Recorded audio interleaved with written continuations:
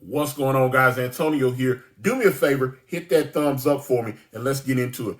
All right, so they aired, I think it's episode 13 of season 2 of The Equalizer with Queen Latifah. It was called DWB. And if you know what DWB means, it means Driving While Black. So when I saw the title, I knew something was up. There was an article that popped up in my timeline on Google, and it was written by a young woman by the name of Elise Earhart. And I had to write her name down, make sure I got that right. Elise Earhart. Elise Earhart, Ehrhard. Elise Earhart.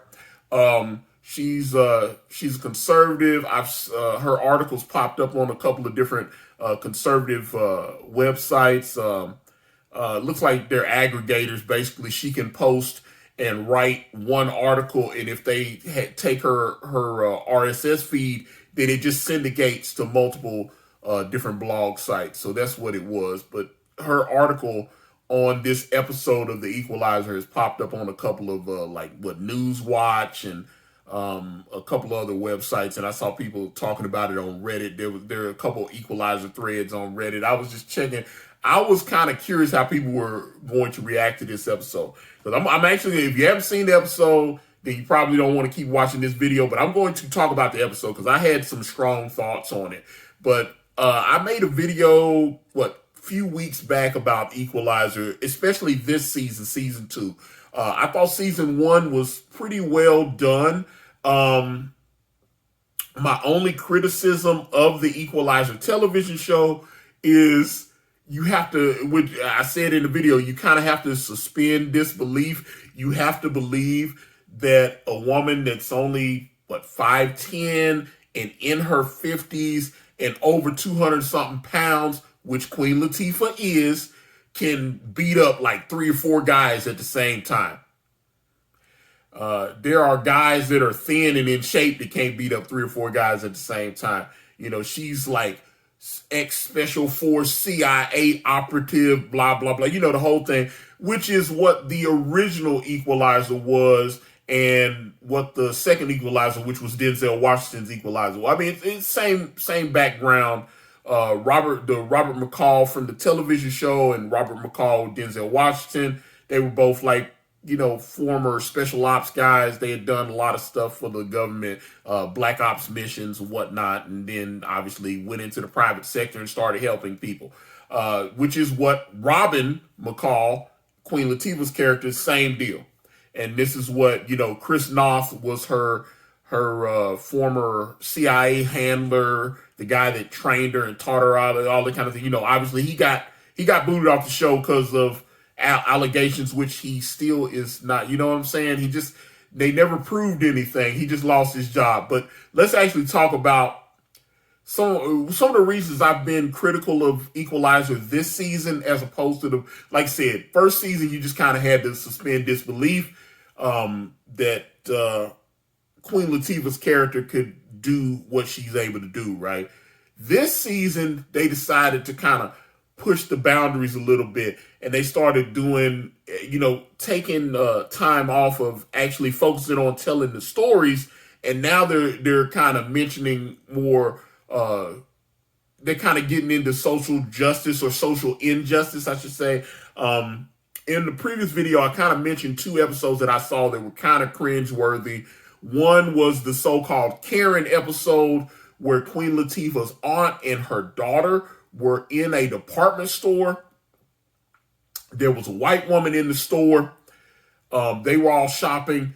Queen Latifah's aunt saw a dress that she was going to get. The white woman comes up after she decides she's going to buy the dress. The white woman comes up to her and is like, "Hey, I was going to buy that." And she was like, "You were looking at it and you set it back down. I've decided I want to buy it." And then the whole thing escalates into an argument. The white woman actually tells her that she's going to call the police and the police will believe her because she's white. And I was like, oh, it was so cringeworthy, right? I thought that episode, and then they did a couple episodes later, there was the one, it was a rap It was about like a rap gang feud that had ended up turning violent. Someone died. This episode guest starred Rick Ross, the rapper, not Freeway Rick Ross, the OG. But I thought that episode was real cringy as well, the way they handled it. They're trying to talk about black on black crime and gang violence and just gun violence in the hood and everything. It's just the way they did it. It was very cliche, and I didn't like the way it handled. Okay, since I made that video, there's been a couple of more. Like I said, I think they're pushing something this particular season, and Equalizer hasn't been renewed for a third season yet. I think it is going to be renewed, but so far CBS has not given it a green light. But they did a Stop Asian Hate video or episode. So they did there's the woman that's on Queen Latifah Robin's team is she was in the Air Force and she was a sniper. And she works with Queen Latifah's team, and her husband, who is a Jewish guy, works on Queen Latifah's team. So he's the computer expert and she's the sniper, and she kind of goes out in the field and helps Robin investigate stuff. So there was an Italian restaurant that was in the same neighborhood as this Asian restaurant. And for whatever reason, I guess the Italian restaurant started losing money, and all the business that they were getting started going to this Asian restaurant. And there was an old woman that owned it, and like the Italian owner, his son or his nephew, decided he's got to do something, and he called these good old boys in to kind of help rattle this Asian store owner up, and they ended up getting a little too rough with her, and she died. And so that's what the Stop Asian Hate episode was about. And I was like, okay, yeah. And I was like, okay, so let's get into DWB, which I understand this is what Elise Earhart wrote her article about. Okay, Marcus Dante is the cop that they were setting up as looked like they were setting him up as a potential love interest for Queen Latifah. He's he's got two sons. Dante's father was a cop, okay, who's in prison. Dante's father's a former cop who, ended up becoming a bad cop, and Dante's father's in prison. But Dante became a cop. Dante also is a lawyer. He has a law degree. So Dante's been a police officer for at least 15 years going into this series. He's a veteran cop. So like I said, he's got at least 15 years on the force, and he's made detective. So a lot of stuff that happened in this episode should not have happened. Like the first few minutes of the episode, I was shocked by what happened, right? Okay, so Dante is driving through a rural county in New York. And he stops at a gas station. He needs gas. Stops at a gas station. His two sons get out the vehicle, and they're in the restroom in the gas station, which we end up finding out later. So he stops for gas. His sons go into the gas station and, use the restroom. While he's fueling up, these two sheriff's deputies are in the area. They get a call that a police officer has been assaulted. The perp is a black man in an SUV, so obviously it fits Dante's description. They're driving around. They're like, they call in. It's like, okay, 10-4, we're looking into some leads. Boom, they see Dante. The one sheriff's deputy, he says, hey, I think that's the guy. Pull over. They pull up on Dante while he's getting gas, and they go, what are you doing here? The whole thing escalates. They ended up assaulting Dante, and then they find out he's a police officer, and the lead deputy, who is played by Lee Tergesen. If anybody, Lee Tergesen's been on, he's been on a bunch of television shows, but he was on Oz. I can't remember his character's name on Oz, but the guy that Vern Schillinger branded he did the little swastika thing on his buttocks and everything. And he was in love with the guy that's on Law and Order's Special Victims Unit and whatever the new show is. I can't remember that guy, but that's But yeah, Lee Turgeson. So I've been a fan of Lee Turgeson, so I was happy when I saw Lee Turgeson was in the episode. I was like, oh, great, I love Lee Turgeson. So I was excited to see the episode, but like I said, it was super cringeworthy. If I've got to be honest about that, but I wish I could be in some of these writing rooms when these writers are sitting around and discussing the scenes and how these episodes break down. Because Dante, I understand they couldn't de-escalate the situation because then they wouldn't have an episode, and they were trying to make a statement. So I understand why Dante did what he did. Okay, so let's break down what I had the serious problems with the episode. Okay, the officers, the two sheriff's deputies, pull up on Dante. Freeze! What are you doing here? Okay, they draw their guns. Boom. Dante's like, hey guys, let me guess. You got a call over the radio, and the perp happens to meet my description. Boom. Okay. And they're like, keep your hands where I can see him. And then he gets off another line. He's like, are you guys sure? He's like, are you sure you guys want to do this before you find out and before you ascertain who I am? Here's the problem. He got off two separate lines where he could have, and I know I have friends of mine that are police officers. First thing a police officer, a well-trained one, is supposed to do is try to defuse or de-escalate the situation. And if you are pulled over by another police officer, you are supposed to immediately identify yourself as a police officer. Dante did not do that. Instead he was like, oh, so you just pulling me over because I look, I'm a black guy that happened to fit the description. And he's doing this stuff instead of telling these guys, hey, I'm a cop. That's why what happened. And I'm sitting there going, someone that's a cop, the police detective for the NYPD should be smart enough to know, hey, I need to let these guys know I'm a police officer, and then reach and show them my badge, right? Instead, he went into victim mode. Oh, so y'all heard the description of a black guy that fit my description, so this is why y'all pulling me over. He's doing this kind of thing. Instead of telling them immediately, okay, the one officer, the deputy, Lee Turgeson tells his partner, search his vehicle.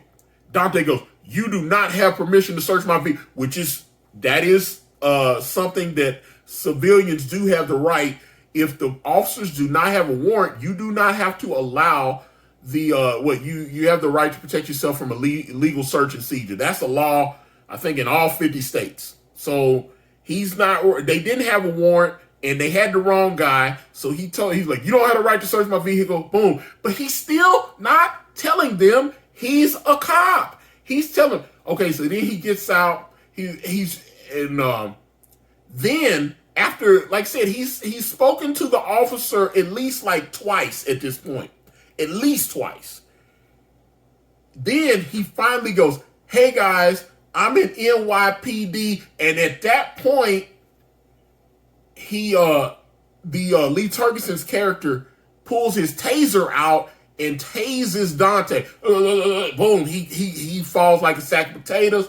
He's like, no, and he's trying to and he goes, he's reaching for something. And then Lee Turgeson takes his nightstick out, wow, and busts him upside the head and knocks him out. And his partner's like, whoa, what's going on? He's freaking out. And he was like, he was reaching for something. They go down, they pull his wallet out, and obviously he's got his detective's badge in there. So now they freak out. They go, oh my God, this guy's a cop.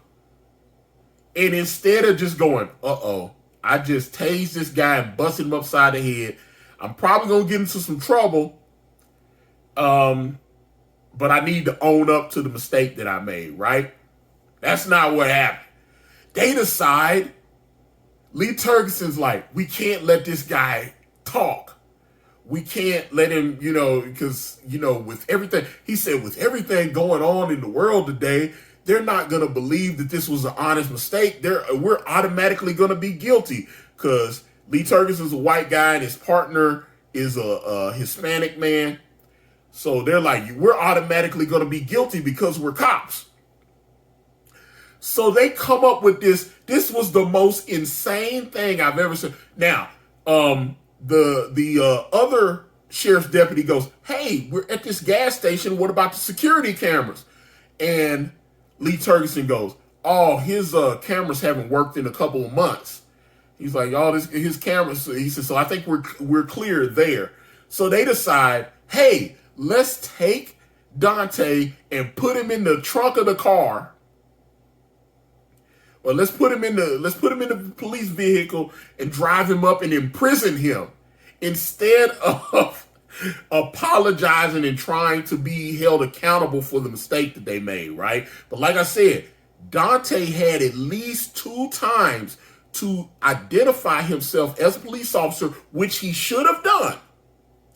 And instead he was like, oh, so y'all just think I fit the description of whoever the perp is or whatever. You're not gonna try to figure out who I am. You should, when those 2 different dialogues that he had with Lee Turgeson, he should have automatically off the rip told him that he was a police officer and but like I said, if they had actually done things the way it should have went down, then they wouldn't have an episode, right?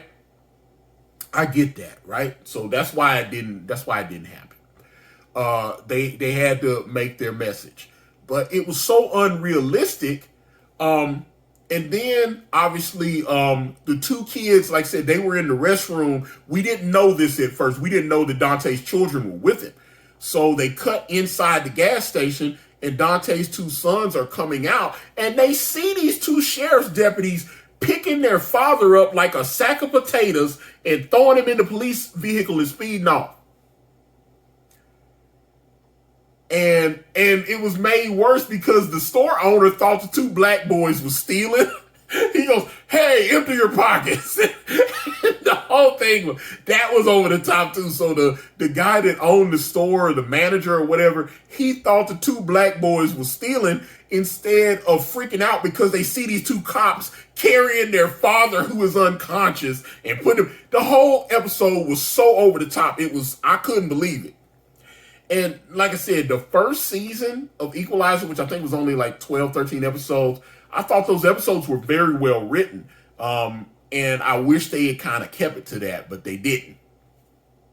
But yeah, the 2 kids are traumatized. They see their father, unconscious, being slung into the police vehicle and they drive off, right? And then they lock Dante up in this abandoned building where he can't get out. He's still unconscious. He's got a head wound. He's bleeding from his head and the whole deal. The Hispanic cop feels guilty. He's like, oh God, he's like, this guy's a cop, man. We can't. And Lee Turgeson starts going, okay, I know this was a mistake, but we gotta take this guy out. So he's actually going to commit a murder. He's sitting there going, okay, we got to kill the cop. So we got 1 cop. And when you get into the episode, you learn about Lee Turgeson's character's history, who apparently, like, say 20, I think he'd been a cop for like 22 years, a sheriff's deputy for 22 years.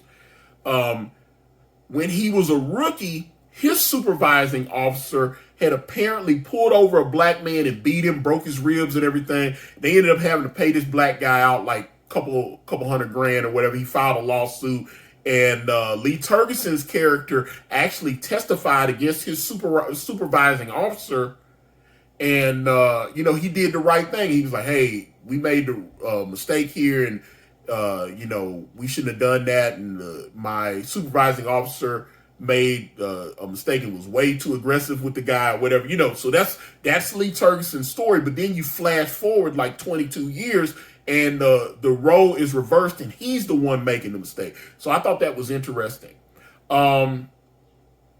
The two kids, I think it was Dante's youngest son, had talked to Robin in an earlier episode. They had been on the computer. She had used her computer to call Dante, and the son answered, and he was like, "Hey, I'm such and such. I'm Dante's favorite son or whatever." And so Dante had apparently given Robin's number to his two sons and said, "Hey, if anything ever happens to me." Now they didn't call their mom, they called Robin. That's what I thought was weird.